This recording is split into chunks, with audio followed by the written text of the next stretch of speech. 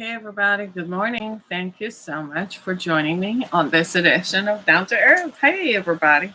Brother Fuge, good morning. Welcome to this side of it where, we're still trying to cope with daylight savings time. I wish they would end this thing. Is there anybody else out there who just wants this ended? It's like prime time for me. I mean, I can't get over it. It's still a week later, and I'm still struggling to deal with it, shall we say, to sort of ratify. Oh, I think it's such a needless waste of time. I don't think we really need it. I think we need to stick to one or the other. I don't know about you, but that's just me. So I want to talk this morning about the rise of hate against Asian American and Pacific Islander communities in America. And I feel like the rest of us, that this is just another face of Jim Crow. We've seen it in just the past 2 weeks in Georgia, where Jim Crow has taken on wearing suit and tie, going into the legislature. So they took off their, usual Ku Klux Klan thing and just put on suit and tie, going into the legislature to pass voter suppression laws directed at African American communities. And just a few days later, some white kid somewhere, young white male as usual, filled with hate that the society has advanced without him, choosing not to engage or participate in the society, even though said society provides him with what? Privilege and access. He decides that he's going to go in and shoot people up. Unbelievable. You've never lived anywhere that observed daylight savings time. I don't understand how lobbies get away with so much in America. I mean, they just lobbied for it. The energy lobby, that it saves energy. It does not. It's a needless amount of production to change clocks and to change times on time cards and all sorts of stuff. It's waste of time. And it's murderous when it gets darker earlier, later on in the year, in the early fall, and the kids have to stand out on the corner to wait for the bus. Come on now. We need to just fix it. Just go Eastern Standard Time and just be done with it all the time. I'm not a fan of daylight savings time. I'm not a fan. I grew up in a country where we had Eastern Standard Time all the time, and it was just fine. It was just fine. We tried daylight savings time, and one child was murdered, and then they stopped it. I said, no, it doesn't make any sense. So and this is the thing with America. You have all these interest groups, but you never seem to have interest groups for the right cause. Yeah? The cause that is good and uplifting. You can't find an interest group to represent that. So I'm looking at the statistics of the rise of AAPI hate. I'm sure you've seen it, Asian American Pacific Islander. And I'm looking at it, and in the year 2020, there were 3,800 reports of hate crimes. Now, for those of us in the Black community, we're looking at this like, why? Because we're accustomed to it. In fact, this is what civil rights has been about. This is what we've been marching against with the George Floyd protests last summer, and I suspect there might be another one this summer. It happens.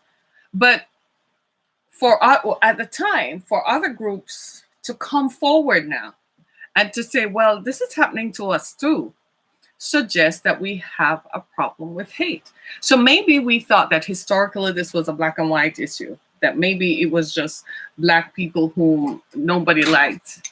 No, we're finding out that they don't like anybody. They don't even seem to like themselves, because this young white man, in his privilege, decides that the fact that he has a sexual addiction is everybody's problem. See, this is the thing with the messaging. The messaging is suggesting that blame the victim. The victims are 6 Asian women and the bystanders who just went to have a massage. One person who just went to have a massage after work for back pain that he experiences frequently. They're the victims. So when white people get confronted by this, you turn around and you blame the victim. So here comes the sheriff's office in Cherokee County saying that The killer he was just having a really bad day. No, the victims had a bad day. The victims had a bad day. They had never recovered. They haven't recovered from their bad day. They're laying in a morgue somewhere. Meanwhile, their families are in mourning and shattered and broken. And the rest of the Asian American community is shattered. Their sense of safety is shattered, much like the rest of the Black community felt when we saw Trayvon Martin being shot, when we saw Tamir Rice. Do I go on? Breonna Taylor, Sandra Bland, George Floyd, all these names that have now become hashtags. That's how we felt, shattered every time after time after time. So the real question is, when are we going to wake up and deal with effectively the problem of racism? It makes no sense. And I'm speaking to all of us. I'm speaking to white Americans, Black Americans, and everyone else in between. It makes no sense we step away from this and pretend that this is not a problem. So for those of you in Congress who think that the media is hyping something, the media is making a mountain out of a molehill, I want you to stop that and be responsible about your comments, because there is something very wrong with hate in America. Years ago, I was on Blog Talk Radio. I kid you not. Barack Obama was president. Remember him? It was the 2012 election cycle. And at that time, I predicted and I said, if the rise in hate does not stop, it is going to lead eventually to mass casualties. That was in 2011, 2012. I pleaded, I had a blog at the time. Never look back, to not look back to the past, to keep it moving forward, so that we could awaken as a nation to the fact that here we are. Yes, our ancestors, all of them, made mistakes. Yes, they did. They made mistakes. And they socialized us and taught us based on the mistakes that they made. They made erroneous assumptions. They made erroneous claims about their own humanity. Yes, that is true. It's time for all of us to recognize that. I was watching a program on Christian TV recently, and a rabbi was talking about the King James Bible. And it's something that I have been thinking for the last several years, that the translation of the King James Bible something is wrong with it. Now, I'm an ordained minister of the Christian faith. And when I tell you that it's beginning to become apparent that the King James Bible is written in tomes of anti-Semitism and is written in tomes of racism and sexism directed against women. And for years, I struggled. I used to wonder why I would sit in congregations and listen to the exposition of the word being transmitted and how it would not sit right with me. And I thought it was just me. But over time, I've begun to realize that the way it is written is the way it was directed to be written by King James. King James was a ruler of England. Apparently, he didn't like women very much. Yeah? And he directed that it be translated from the original Hebrew scriptures, which I understand is very different from the English translation.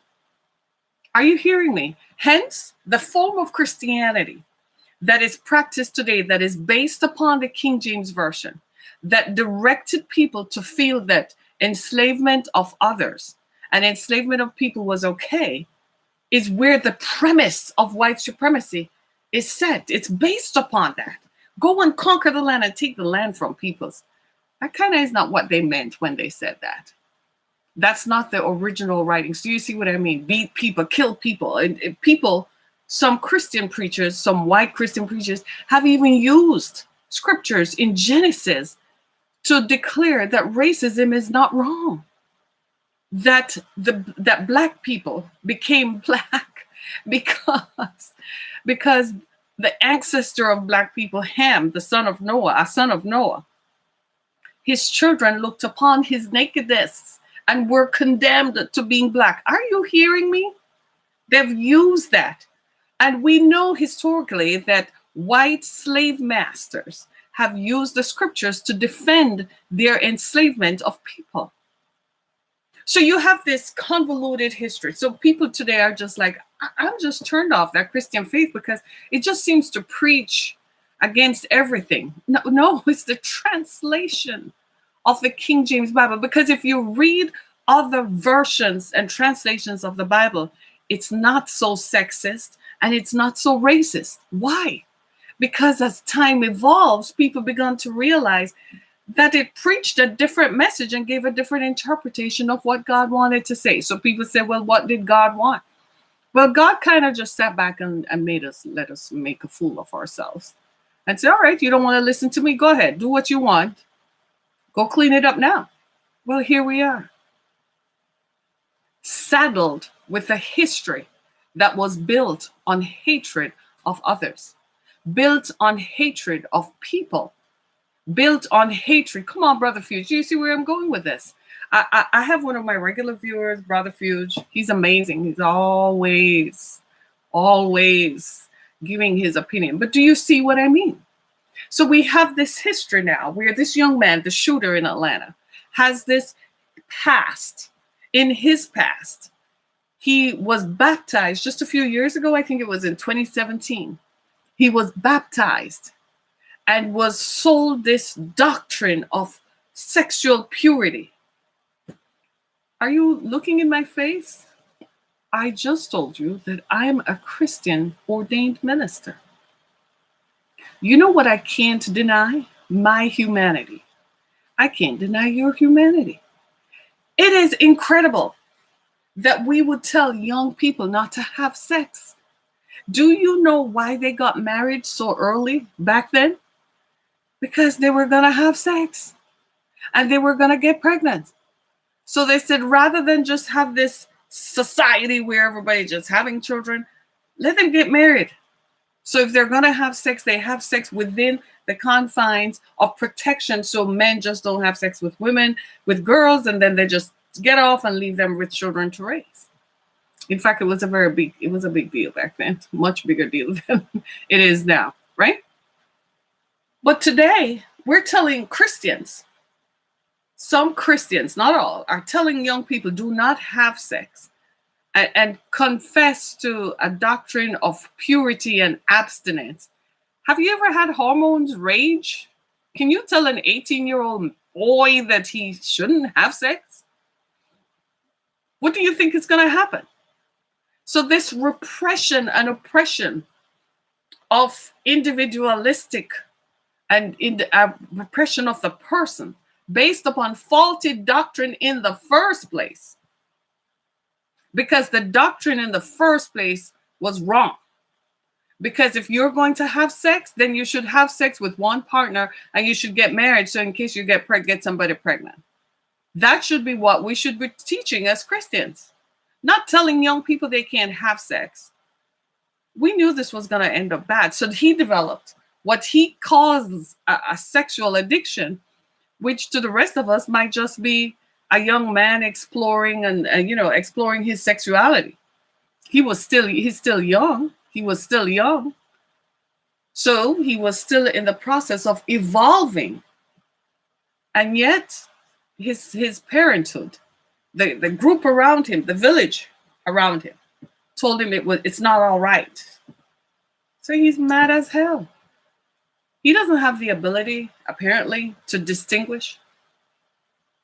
So he comes out and he starts shooting at people whom he thinks. The crazy thing is he was a customer of that establishment, of one of the establishments. And then you have the system behind him defending why they let him grow up like that by saying he was having a bad day. It's as a result of his sexual addiction. So he's not responsible for his culpability in killing 8 people. It's not his fault. It's the sexual addiction. And pointing the finger at the victims, 6 of whom are Asian women. So it's a double cause. It's a double sword. They're Asian and they're women. Isn't that atypical of white supremacy? It's the same way they blamed black women whom they enslaved and beat up and raped and determined that their only goal in life was to exist, to nurse white children from their breasts. Yes. And to be enforced into sexual slavery with their white slave masters. And when they had children, it was for the express purpose of providing free labor. We have this history. And I'm afraid our nation has come to this point. It's a reckoning that we're going through. Let me just pause for it. This is a tough subject. I feel for them on a human level, but as a Black person, I'm ticked at the Asian diaspora and their participation in the perpetuation of stereotypes against us in commercials. Yes, there is a history there, and I'll get to that, right? But I want to take the global view that when it comes to racism has always been about whiteness and being in white skin. So therefore, I guess I'm answering you. The closer that skin color is to whiteness, is the more it's okayed by the white establishment.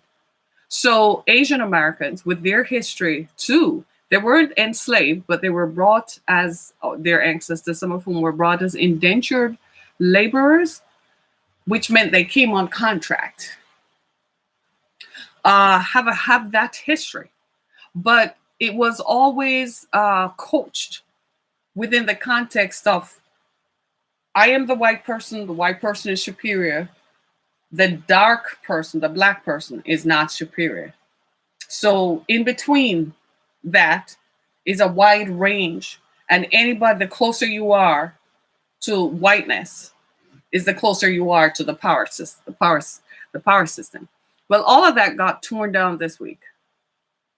All of that during the pandemic, the outgoing president, erroneously laid the blame of the coronavirus on Asian Americans and made others join in it. All of that is coming from a posture of hate. All of that is coming from a posture of always thinking that you are better than the next person, not because you are smarter, not because you are more learned in a field, but because of the color of your skin. Do you see now why this has always been wrong? Do you see now? The sense of supremacy really seems to get in the way of the ability to fetishize or engage in transactional sex. Well, that's exactly the premise of it. The premise of supremacy is that I have dominion over anybody who is non-white. Do you see what I mean? So because I have dominion over anyone who is non-white, then they have no autonomy. They have no choice over what they do with their bodies. What I do, because I am the white. That's the premise of supremacy, of it all. It's shocking, but we have to deal with it. And this is the reckoning. And if we don't realize that Native Americans, I've never understood that whole culture of Native Americans not being, I've always wondered, where did that come from? Native Americans, Blacks, and now Asian Americans. We have to begin to wonder, Hispanic Americans, are we all going to get together? Are you all going to see this as a national problem? That we must get to the table, put aside our cultural differences, put aside the history of hate that has been sold to us. That if the whiter your skin is, the closer your skin is to being white, is the closer you are to having supremacy, and is the more I favor you because I am the power and the white person has the power. We need to get away from that dynamic. We need to start looking at people as people. When is that going to happen? Look at what happened down in Texas. The governor of Texas is an old white man. He does not give one iota of care to the rest of Texans who are largely brown and black. And so he just effected a policy where you can do, the energy commissioners and the energy providers could just send you a random bill for $16,000, cleaned out your savings, your checking account. and no redress has been made to return those monies to people. Imagine you, this is why you set up bill payment, automatic bill payment. I've never been a proponent of that. I've always felt like if my bill is due on the 5th of the month, it's my responsibility to remember that it's due on the 5th. Hello, somebody. So I am going to make sure I pay to either the 4th, the 5th, or the 6th, but it's going to be paid. I don't believe in giving anybody access to my checking account so that I set up automatic payments like some people had in Texas. And then they just sent them a bill and just whatever the bill is, it just wiped it out. And the governor is still sitting pretty. He still has all the amenities that he thinks he should be entitled to. And to heck with everybody else. Are we going to reckon with this? And I want to ask the question: what does the Atlanta shooting has to tell us? What does it tell us about ourselves? That it's time that we sit down, that we all have a part in this. Let's just be clear. There were Japanese internment camps during World War II, after the bombing of Pearl Harbor. Let's just be clear that America did go into Korea and Vietnam, that we are an imperial power. Look at me. I'm biting my eyelashes, right? And as an imperial power, we often make decisions and forays and excursions and explorations of other lands and peoples. Let's just accept that. Here are some of the consequences. Inevitably, we bring those folks to homeland. Guess what? They're woven into the fabric of our national tapestry. So now we need to do what? Respect and appreciate and extend the welcoming hand.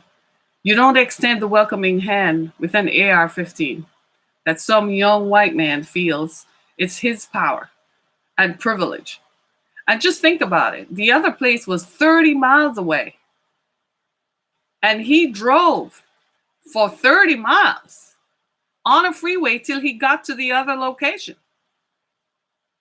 And it took the authorities, they did respond quickly in apprehension. But by that time, he had killed people already.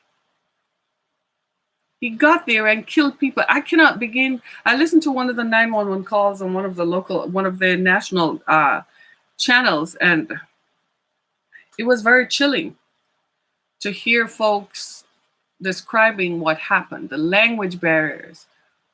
You're telling the 911 dispatcher, can you have some sensitivity and awareness that there is a man with a gun, and you're asking, seriously?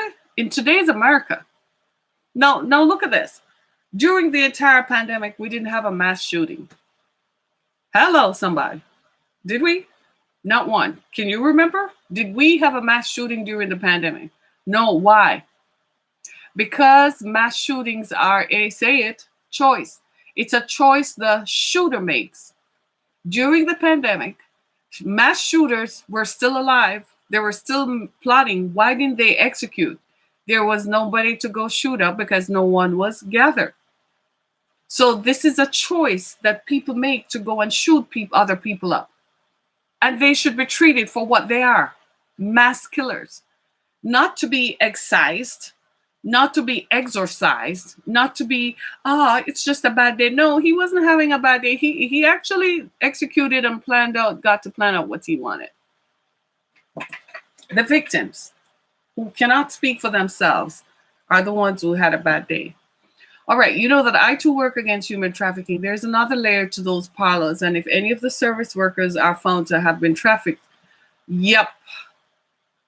yes, I fear that might emerge, that some of these spa parlors are hotbeds for human trafficking. The reason they're not exploring it as much, as a hate crime is twofold. It's political. Two Democratic senators just won Georgia, the Georgia Senate race. It's a runoff, so 2022 is rearing its head around the corner.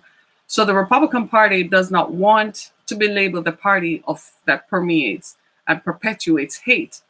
So it doesn't want these crimes to be labeled as hate crimes, but they are. In any given situation, when a group of people are different from the shooter, either by gender or by ethnicity, it's a hate crime.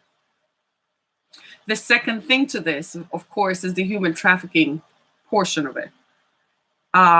It's a subject I rarely talk about because it's very hurtful. As you know, I have a shelter that provides services to human trafficking victims. We're in the process of renovating it. And every time I go there and I touch the beds, I'm remembering the folks who have passed through. It's something, the stories. In fact, a few years ago, I myself had to go into therapy after listening to the stories of survivors of human trafficking. We also know that in this Atlanta shooting, there's the fetishization of victims, of especially of Asian women. It's a big thing. It's what they're talking about continually, that they've been sexualized to the extent where it becomes a fetish. And it is true. It is widely known and almost accepted. It's repugnant to some of us, but unfortunately, to a wide percentage of the population, it's widely accepted. It's very unfortunate, it's very unpleasant, and it's disgusting. But again, it comes under the umbrella of supremacy. When the ruling group of people perpetuate an ideology of what is acceptable and what is not, then it is accepted and carried out by others. So if they say, well, Asian women belong in this category to be sexualized and to be fetishized, what do you think is going to happen? It follows. They say Black women are to be mistreated, to be ignored, not to be educated, not to have access to resources that their ancestors fought for. What do you think is going to happen? The society follows suit. Right? Native American women are also a group of people who are trafficked. And I suspect that in the Atlanta situation, where the police are hesitant to disclose people's origins, it's perhaps because of that, because of trafficking. Remember, this comes back to the former president. You remember that the owner of the Patriots, the New England Patriots, was arrested a few years ago prior to a Super Bowl at a spa parlor in Florida. You'll remember that. And it was found that that particular parlor engaged in human trafficking activities. It's something the media covered down because the outgoing president, the president who has left office, was friends with the owner of the New England Patriots. He did not want his friend to be embarrassed publicly. But this is something that widely happens. This is why those of us, we all go get our nails done and so on. Be kind to people because you don't know. Their trafficking victims are not going to come out and put a horn on their head and say, hey, I'm being trafficked. Their very behavior and interactions with the public are being monitored and watched by the person who has trafficked them. They often have no autonomy. They have no identification documents except what they've been given. They can't do anything. They're taken here with a promise that they're going to work and send money back home. And then they come and they live in communes and they have no access. And so people conform to survive. You read the ages. It is very uncommon in America to have a 74-year-old woman working as a masseuse. Is that common in the Black or white community in America? Hell no. 74-year-old Black women are grandmas. They're sitting down, they're teaching or working, but they're not in a massage parlor. So those are what we are seeing in real time is instances of trafficking. You worked that case. I would love to talk to you off camera. Because I wondered why that case went away. The circumstances against him were terrific. And it was tacked. But do you see what I mean, folks? We have a problem. It's something, and the reason the government, the current government, the authorities now don't want to jump into it, and they're not saying anything. The local jurisdiction does not want to hand this over because it has all sorts of ramifications. If it's a hate crime, it's going to be investigated by who? Hey, talk to me. The feds. What are the feds going to uncover? Complicity. That there had to have been cooperation between some local people and the traffickers for these folks to exist. So nobody wants the feds to come in and to look within it. I saw that from the beginning. I knew there was something going on there. It's just the way it is. Are you seeing what I'm saying? We've got to end this supremacy situation. We've got to come out of the belief that in order for me to succeed, I have to be superior to the next person. I know it's centuries old and it's slowly being eradicated because they wouldn't give up the power. So it's slowly being eradicated simply by population swells. But we've got to acknowledge that we have a problem. Trafficking exists and it's real. Have you been on OnlyFans or what's the thing? I did a show on it recently. Pornhub.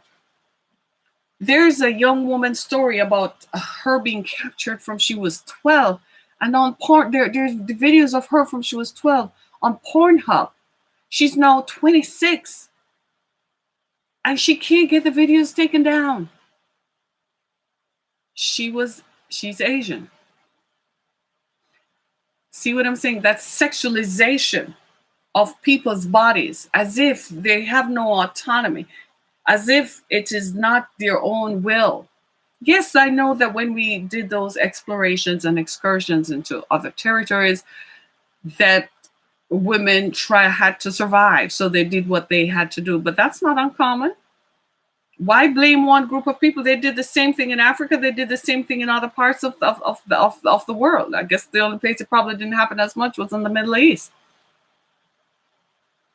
But we have a problem with hate. Now, I'm going to read you some statistics that will shock you. 38 to date, 3,800 anti-Asian racist incidents have happened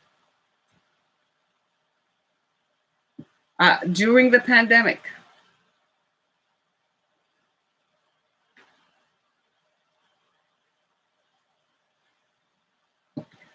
All right. It's something that we've got to. In January and February of 2021, the Center Against Anti-Asian Hate reports. Are you listening to this? Between January and February 2021, this just happened. 250 reports per month. They've seen a dramatic increase, a 149% increase between 2019 and 2020. Folks, we have a problem. Are we really going to talk about it? Now, last year, we all watched the George Floyd protests, and I know many of us were sitting back and we were wondering who joined us and who didn't, and so on. But we realize now that the consciousness has to change and our awareness of the problem. I hope the Asian community recognizes that the rest of us do stand with you, but you have to come and speak up. And you have to come out and talk and tell us, because we don't know if we don't see. We vocalize, Black people vocalize.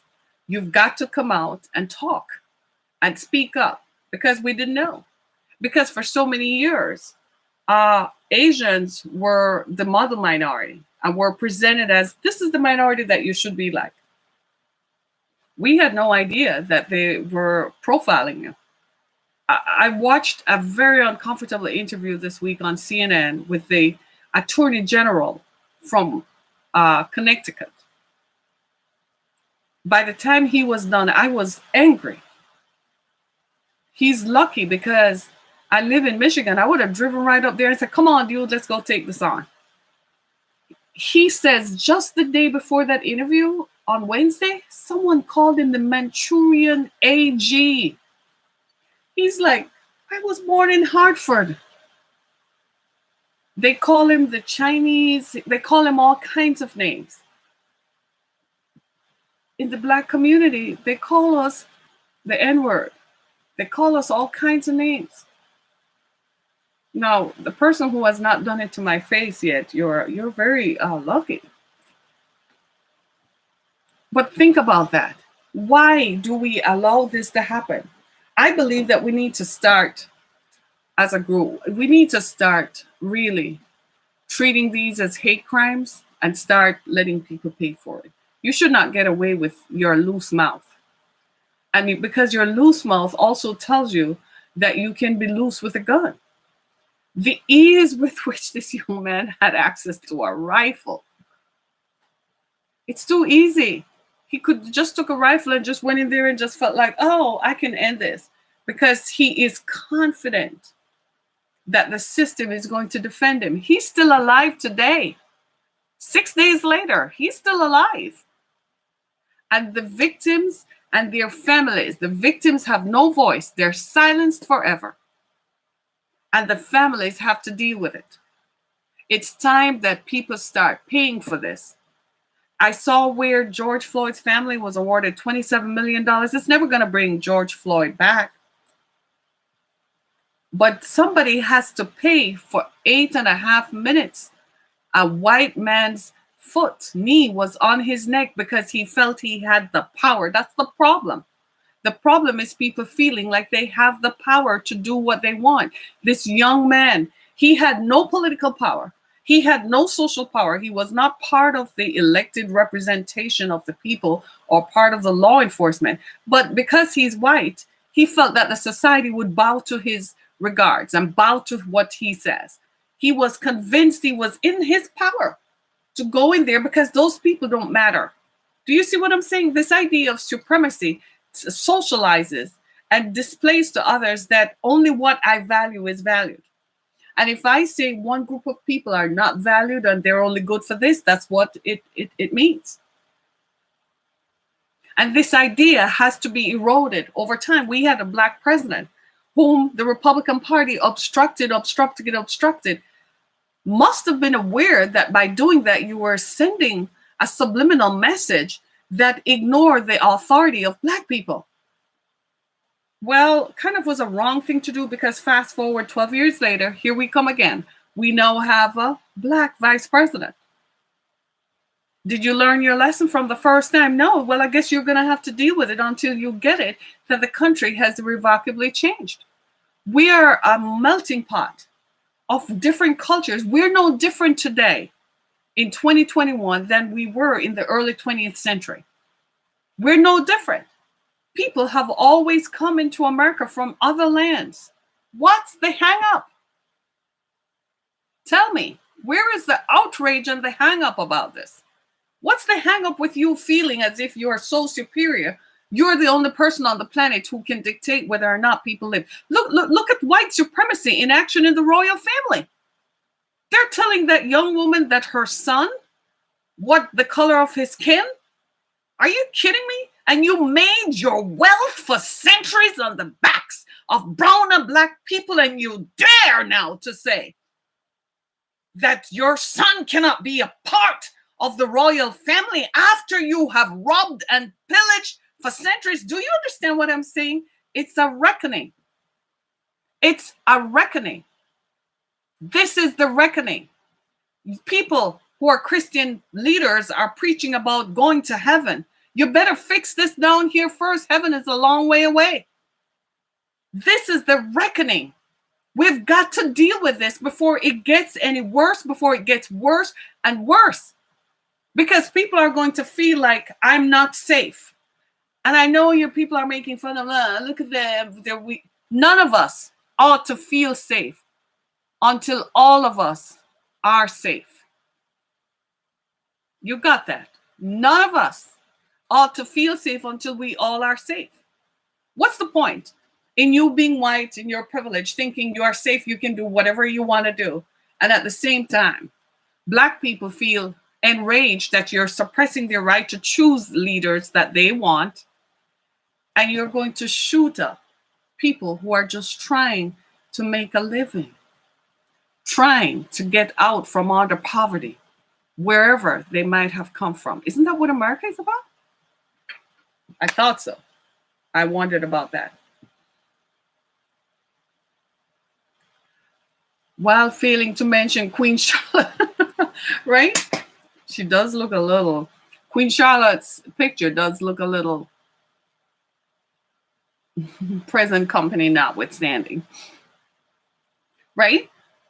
But imagine that this idea, the thing with supremacy, it's one thing to say, well, I'm superior because I'm educated in this field and I'm learned in this field. It's okay to say I'm superior because I have more training, more knowledge in this field. It sets you apart. That's a distinction. You're a doctor, you're an anesthesiologist, you're a mortician, you're a lawyer, you are an engineer with a specialization in some field. That's different. But to say that your uniqueness is based upon the color of your skin was wrong thousands of years ago. Well, not so long ago. Actually, it was just about 500 years ago, if you want to know the truth. It was wrong then, and it's proving now how detrimental it has been. You think this is a civilization built on what? Built on the very idea that one group of people and one race is superior and another is inferior. This has led to war. It led to war when a young white man decided that because he has a sexual fetish that has been okayed by the prevailing white system, that it's okay for him to pick up a gun and go and distort and kill and maim people, kill people because he cannot control himself because it's their fault. That's what that supremacy has led to. That very same supremacy has led to suppressing the rights of Black voters nationwide so they don't have a choice to choose which leader they want. What are you people preparing for? Do you have any idea what you are leading up to? Do you really think that having evolved out of Jim Crow, that we didn't learn any lessons and we shouldn't learn any? The past is supposed to be a guide to the future. History is supposed to provide us with some experience so we don't repeat those mistakes. We're sliding right into the 21st century the same way you did in the 20th century, making the same mistakes of white supremacy and hatred and thinking it's going to work in this new dynamic. It's not. You saw that with the Duke and Duchess of Sussex leaving England and leaving their throne behind because of racism. The big R word, that's calling it out right there. When they can come forward and tell you that somebody within the family said, what color is the baby skin going to be? A dynamic ever present within the royal family that you have to say, but your whole idea of supremacy is based on the fact that you colonize Black and brown people. And now one of their descendants is going to rise up and sit on your throne and you have a problem with it. Good luck, England, dealing with that. That reckoning is going to come too. You just haven't hit that intersection yet.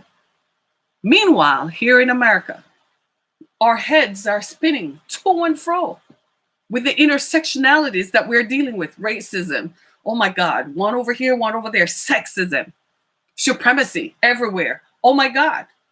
We're dealing with a convergence of intersections and intersectionalities all at once. It's making us dizzy, just going from one issue to the other. Maybe they have the luxury in England of just dealing with one thing at a time, a certain level of restraint. We don't have that luxury because we're the leaders of the free world. And we have to show everybody else how to do this. And this is wrong on every level. Nobody. I want to go in today to get my nails done and get a manicure and a pedicure. I want to feel safe. And I want the folks who are there who are working, I recognize that they're hard workers. I recognize that they might have challenges that I don't have. But I want them to feel safe and feel that this is a free country, that my country is free. I want them to feel that safety. I want all of us to feel safety, that I, as a Black person driving around in my skin, does not get profiled unnecessarily by the police or the authorities. I need that to be understood. I want to feel safe and free. I want my descendants to feel safe and free. Come on, somebody. We got to do better. We can, but we don't want to. We want to stick to old ways of doing things that do not work, that cannot conform to the dynamics that exist today.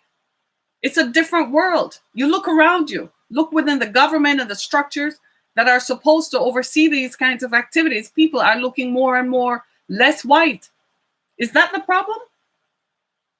That you may not have, because white supremacy is based on the numbers, that there are more whites in places than others? That dynamic was going to change. Do you see why slavery was a bad idea? They didn't have an exit policy. Their whole idea, the whole premise of slavery was based on being superior to Black people because you had more power than them, simply because you had more numbers. That was never true, because you encouraged them to have children. And so the more they had children, the population grew. It was never a good plan. It's the same thing now. You see why supremacy doesn't work? This is why the Bible says that God saw the stupidness going on and he sent his son Jesus. You see why you look at that story now and you're like, that's not a story, that's a reality. It seems like the world needs a savior, doesn't it? It might just be you. This is Harriet Kamek. Thank you so much, everybody. For more information about me, go to my website, harrietkamek.com. Listen to my podcast on Spotify, Apple Podcasts, Google Podcasts, and coming soon to a TV set in your area. Thanks so much. Thanks to my favorite viewer, one of my favorite viewers, Brother Fuchs. Thank you for engaging with us. Contact me off camera. Thanks so much, everybody. Be blessed.